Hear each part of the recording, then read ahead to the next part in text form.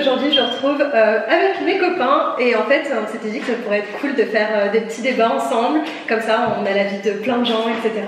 Donc voilà, c'est parti. Et là ce soir on va vous parler d'un sujet qui est... Alors qui est le numérique favorise-t-il les liens sociaux? Et qui est, je pense, une question où on peut beaucoup débattre. Et on va faire une petite présentation, moi d'abord juste pour que les gens, enfin Bien sûr. moi on a peut-être déjà vu une présentation, mais moi c'est Raph, du coup. Ah, vous avez Jojo, et de l'autre côté Tony. Alors Tony est libanais, du coup son français n'est pas forcément parfait, même s'il est très bon. Ne jugez pas. No jugement. Il n'y a aucun jugement ici. C'est ça. Ouais.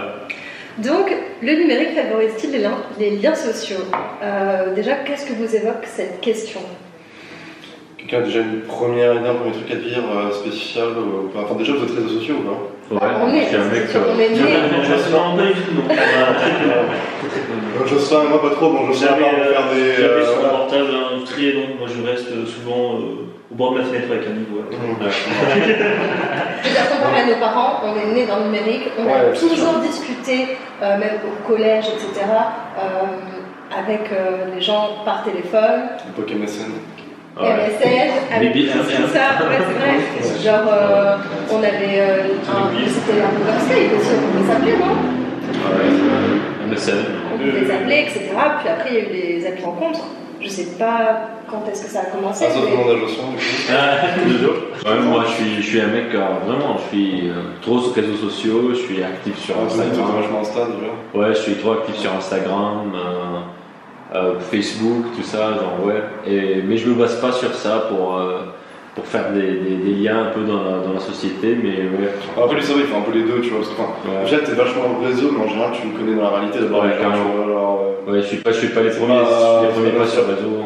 Mais par exemple, question qu'on pourrait vraiment se poser, dans votre travail ou dans votre école, il y a quelqu'un qui vous plaît. La première chose que vous allez faire, c'est aller l'aborder ou l'ajouter sur un réseau social. Non, mais déjà tu vas checker son profil, sûrement, si tu la connais pas ou t'as pas de lien direct ou indirect avec elle, c'est bizarre de checker son profil.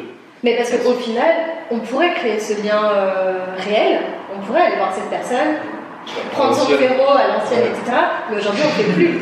Moi, ça, je vais être un peu enfin, je me dis, quand j'ai vu mes parents, etc., je me dis, c'était vraiment plus heureux avant là-dessus, tu vois, parce qu'il y avait vraiment. Enfin, je veux dire, peut-être tu prenais. Je suis même pas sûr, peut-être que tu prenais plus de vent au final. Non, parce que tu sais, les gens. Ça dépend. C'est déjà arrivé d'aller voir directement la fille. Bon, je change pas de chose. Non, la dernière fois, j'avais abordé une fille qui m'a fait son Insta.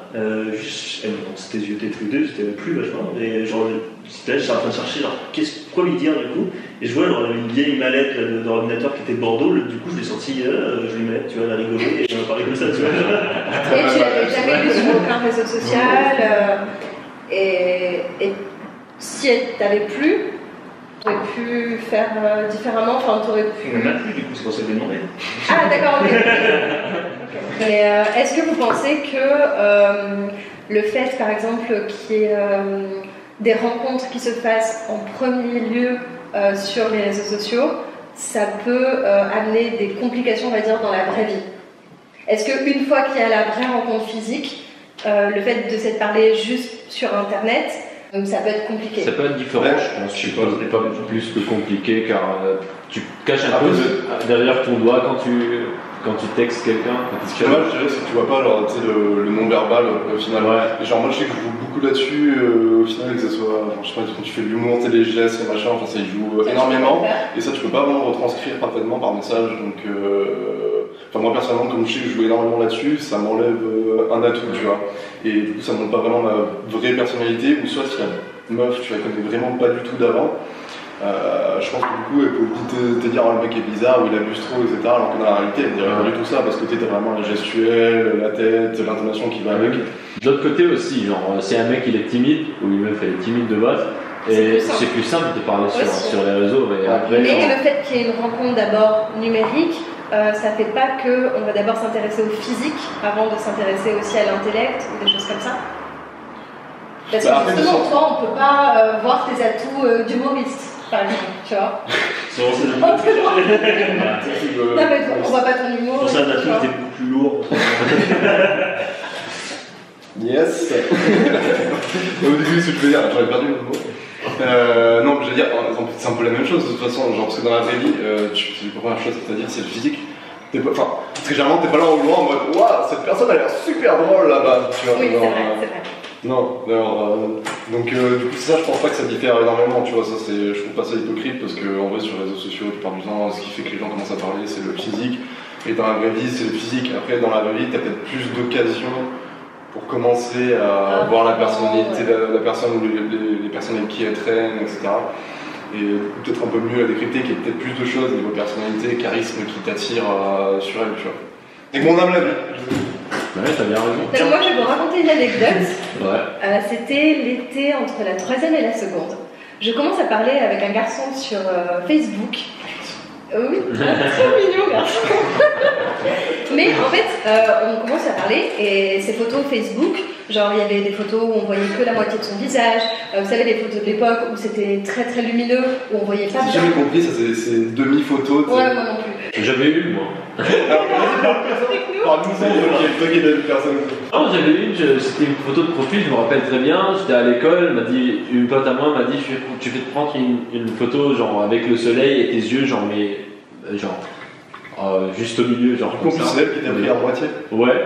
Et c'était une photo de profil en 2011 ou 2012, je pense. Donc, je vois qu'il est mignon, etc. Ça s'arrête là et on se donne rendez-vous à Tulle.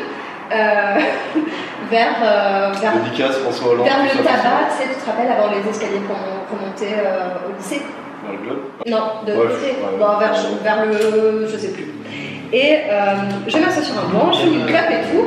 Et le gars me dit j'arrive bientôt, j'ai juste un peu de retard. Je dis ok, tu vois. Et il y a un mec qui sort du tabac et je me dis ah ben il me regarde fixement et tout et je me dis ah mais tiens ça doit être lui. Donc j'arrive vers lui. Ça doit vite taper.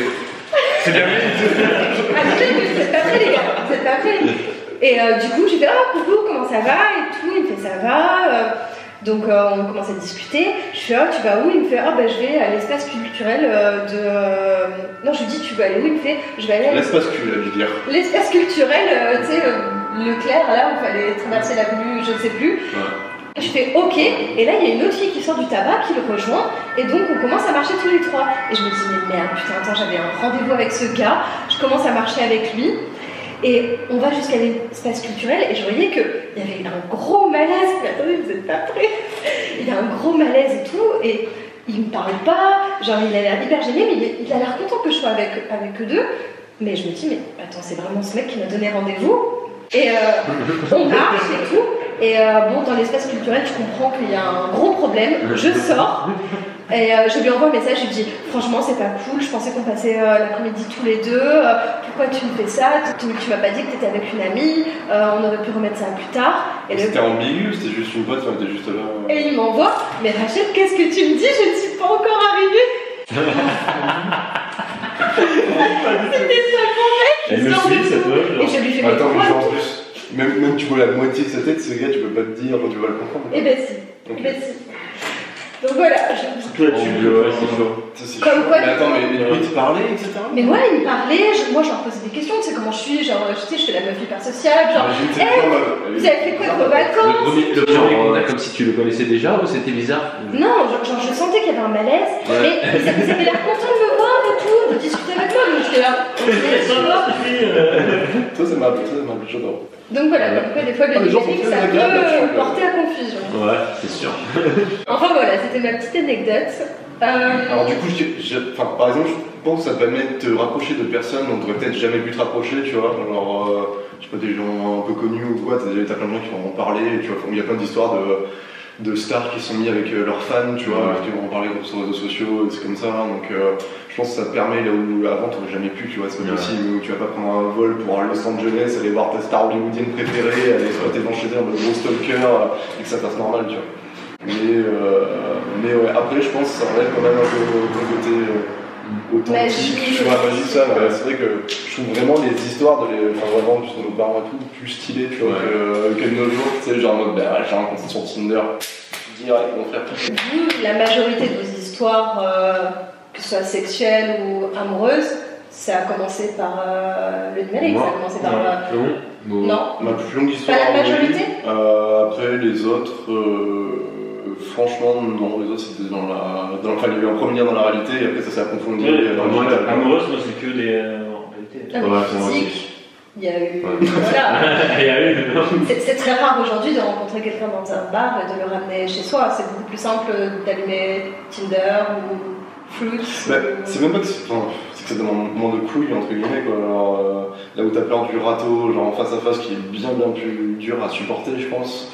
Derrière un écran, ça fait chier, mais genre, je veux dire, ça va, c'est un écran, tu vois, t'es ni le premier ni le dernier, quoi. Alors que les gens qui osent dans la vraie vie comme ça, en face à face, sans connaître ni d'elle ni d'elle dans la vraie vie, c'est autre chose. Pour faire le premier pas sur les réseaux sociaux, faut que. Au moins, j'ai vu la meuf en soirée, elle est avec moi à l'école, genre à l'université ou un truc du genre, où je l'ai rencontrée dans une soirée ou avec quelqu'un. Donc là, je me permets genre de l'ajouter pour voir si elle m'ajoute, genre ces techniques de. Une fois, Si tu l'as jamais vu en vrai, tu n'oseras pas l'aborder sur les réseaux. J'essaie, c'est pas que j'ose pas, mais bon, je préfère au moins que je l'ai vu une seule fois où on a eu le premier contact, genre en vraie vie. Salut, ça va Tony, genre qu'elle connaisse c'est qui ce mec qui m'ajoute. Oui, tu sois pas là en mode un énième mec qui vient la draguer, sur un mode t'es pas mal, genre t'as 100 000 types qui viennent te DM. Carrément. Et chez nous c'est un petit pays, donc si tu l'as jamais vu en soirée, donc c'est sûr qu'elle t'a vu, genre elle va voir que c'est bien toi sur les réseaux, donc c'est un peu plus facile qu'ici. Oh waouh.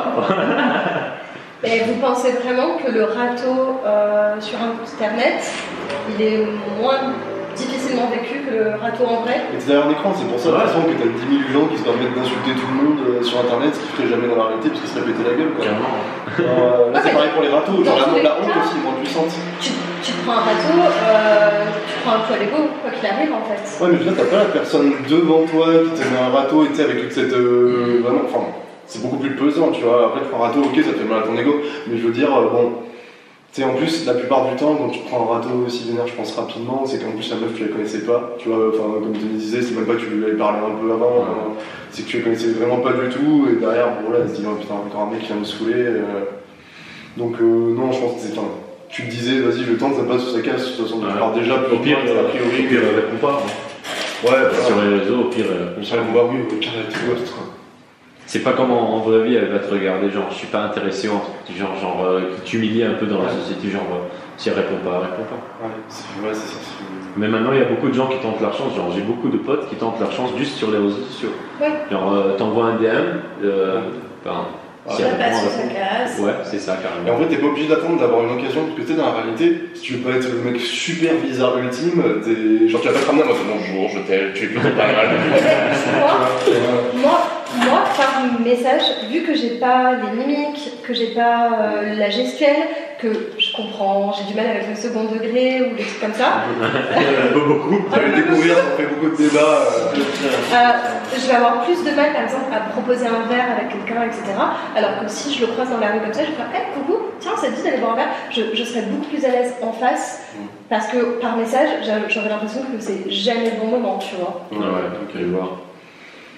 Donc au final, est-ce que le fait d'être sur un réseau, de parler, ça fait que tu vas mettre plus de temps à sauter le pas, par exemple, du premier rendez-vous ou juste de la première sortie, peu importe, c'est pas forcément pour... voilà. Je sais pas, après ouais, c'est sûr que ça facilite pas la chose, le fait que tu vois pas le non verbal, mais en général tu le ressens. Enfin, mais y'a que toi, à chaque fois on fait non c'est bon, Rachel il veut quelque chose, ce mec, de toute façon sinon je parlerai pas tous les jours, tout ça tu vois. Ouais, moi je ressens. Tu es une fausse aveugle, genre en mode tu te dis non mais j'ai pas envie de me prendre un vent, enfin je me doute qu'il est attiré mais j'ai pas envie de me prendre un vent, donc je vais pas demander ou tu te rends vraiment pas compte en fait. Si je ressens que c'est ok, je fonce, tu vois. Ouais. Comme tu me dis tout le temps, t'as rien à perdre, mais quand je te dis je sais pas quoi faire, c'est que vraiment je sais pas quoi faire.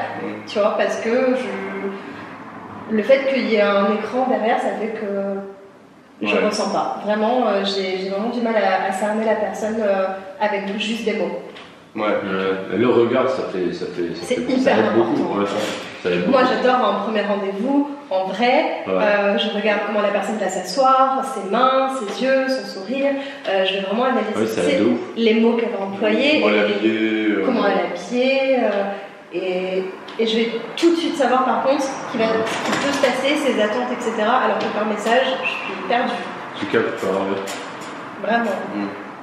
Je pense qu'on a le même avis, ouais, toi, dessus. Moi, franchement, genre, si je suis pas sûr à 100% que la meuf, elle veut de moi ou si je lui intéresse, j'essaye même pas genre, de prendre le premier pas. Donc, voilà, tu veux lui parler au début et après si tu sens que en gros la meuf est intéressée pour plus, là derrière tu vas être peut-être plus entreprenant, tu vois. Quoi, mais sinon, ouais, je pense que tu t'attends, on est à peu près sûr pour pas te prendre un vent justement, parce qu'en vrai. Par message ou même en réalité, bon, au final, sa meuf, tu vois, au moment qu'elle est pas intéressée à force de lui parler, bah, tu vas simplement rien tenter et tu te prends pas non plus un gros râteau dans ta gueule, tu en es plus au collège en mode tu veux sortir avec moi? Non, connard, c'est dur ça! C'est vrai que ça fait mal à l'ego. Mon souvenir au collège, c'était avec moi. Non, t'es en mode. Tu passais par des amis, t'es les intermédiaires. C'est peut-être parce qu'on a été traumatisés par ça qu'on préfère Instagram. Traumatisé, ça revient vraiment. Je pense pas que ça facilite les liens, mais au contraire, ça éloigne les gens en fait. Tu penses? Il y a quelques personnes, il y a des gens, il y a des cas qui, oui, ils sont trouvés l'amour via internet, des trucs comme ça. Mais non, je trouve qu'en majorité, non, au contraire, les gens vont moins venir vers eux, enfin venir l'un vers l'autre dans la rue, dans les bars, c'est toi qui dis ça. Ah, ça c'est sûr. Que dans la vraie vie. Enfin, même encore plus maintenant qu'il y a 5 ans qu'il y a 10 ans. Hein. Si on parle du numérique en général, comme disait Jojo, un petit peu qui en parlait, je crois que c'était à toi, Tony, genre avant, par exemple, t'allais vraiment en vacances, tes parents ils sortaient la carte, enfin moi j'ai connu ça du moment quand j'étais jeune, tes parents ils sortaient la carte, ils demandaient genre par exemple en passant dans des petits villages aux gens, tu vois, genre leur chemin, etc. Ça forçait la communication, tu vois, avec les autres, sans parler de forcément pour dater, pour genre une meuf ou un mec, etc.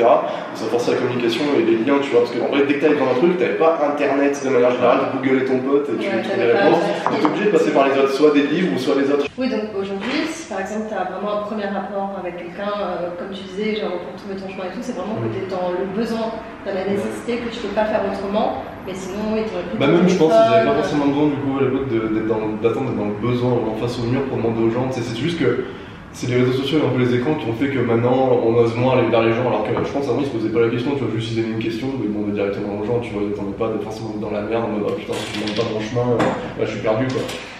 Et ouais, je pense que c'était plus facilité, tu vois. Après, c'est assez paradoxal parce que de l'autre côté, genre, il y a des gens, comme je disais, qui se permettent du coup d'insulter tout le monde parce qu'ils sont cachés derrière un écran et qui disent vraiment tout ce qu'ils ont envie de dire par contre. Et du coup, là, ça détruit un peu les liens. Tu as parlé des lettres justement, mais il y a de plus en plus de gens qui se mettent à écrire à leurs amis, leur famille. J'ai un pote qui fait ça, qui écrit tous ses amis. Parfois, elle reçoit 10 courriers, 10 personnes différentes. C'est trop beau. Après, je trouve qu'il est bien là-dedans, c'est comme les photos et tout, tu gardes des souvenirs. Les réseaux sociaux, on va à 10 ans, on va pas les réseaux sociaux, tu vois. Ça m'est arrivé de vous regarder les photos, genre, j'ai montré la photo de Thomas là. Ouais, mais c'est pas pareil, tu vois. Même c'est pas pareil, tu vois. Un truc que tu peux palper, tu vois. C'est comme, je sais pas, ma grand-mère elle m'envoie encore des cartes, par exemple, tu vois, avec un petit mot dessus. Ma grand-mère faisait ça. Tu peux les garder, tu vois. Les photos, tu vois, les photos de quand t'es gamin, genre tout ça, tu peux les garder. C'est pas du tout la même émotion que. Moi, je dirais comme j'avais dit avant que ça rapproche juste pour les premiers pas pour les gens qui sont timides. C'est un peu. Ça les aide un peu pour faire les premiers pas. Par contre, pour les gens qui sont vraiment plus face à face, genre faire les connaissances face à face et tout, genre, je trouve pas que ça améliore ou ça aide non plus, pas du tout. Genre, ouais. Mais par contre, pour les relations et tout, je pense que ça renforce à un bon moment, genre si longue relation, à distance et tout. First steps, tout ça. Pour les premiers pas. Pour casser l'ice breaking, ouais. Okay. Ouais, tout ça. Ouais, je doute que ça aide. Okay. Et toi, Jojo? Bon, je trouve pas que ce soit. Ça peut être une bonne chose dans certains cas et une mauvaise chose dans d'autres cas. Ouais, c'est un peu ce que je dis un peu. La réponse, c'est un petit peu que tout le monde donnera en fait. Il peut y avoir du positif, du négatif, ça dépend de comment on se sert de cet outil en fait. Toute chose, il y a du positif et du négatif. Bien sûr. Okay, merci. Ouais, pareil, je dirais que ça a des avantages et des inconvénients. Par exemple, pour rejoindre un peu ce que disait Tony sur les gens qui sont un peu timides et tout, je pense que ça crée des opportunités de ouf pour eux, parce que tu vois, enfin, je veux dire, déjà, moi je me considère pas comme timide, mais je sais que par contre j'ai trop du mal avec ce truc, par exemple, de briser la glace. Genre, si tu connais vraiment ni d'Ève ni d'Adam, tu vois, aller la voir comme ça direct, moi je sais que c'est pas du tout mon truc, tu vois, alors, je reste à ceux qui le font, parce que Bon, ceux qui font de manière lourde, c'est chiant pour les meufs, etc. Mais ceux qui font bien joué, moi j'ai du mal. Mais ça, et après bon, pour les gens qui sont déjà sociaux et qui s'en foutent un peu de ça, bon, je pense que c'est encore un atout de plus pour eux, mais sinon ils n'ont pas forcément besoin de base. Ouais. Et toi, Rachel? Eh ben, je pense que ça peut être bien. Ouais. Mais oui, voilà, je pense que ça nous laisse aussi dans une sorte de facilité où on se dit, bah, il y a les réseaux, je l'ajouterai plus tard, ou j'irai parler avec cette personne plus tard, tu sais, ça repousse un peu. Moins vivre l'instant présent. Moins vivre l'instant présent, de se dire, bon, il y aura les réseaux, je prendrai moins de risques, vaut mieux pas que je l'aborde. Ça peut aussi... Et encore, on parle que de relations qui sont, on va dire, où la personne nous plaît, parce que ça peut être même juste amical, mais je pense que ça peut arriver aussi de ne pas oser, Ouais, bien sûr. que ce soit des rencontres juste amicales, des choses comme ça. Donc, faut peut-être aussi un peu plus oser et plus vite passer le pas du vrai. Ouais.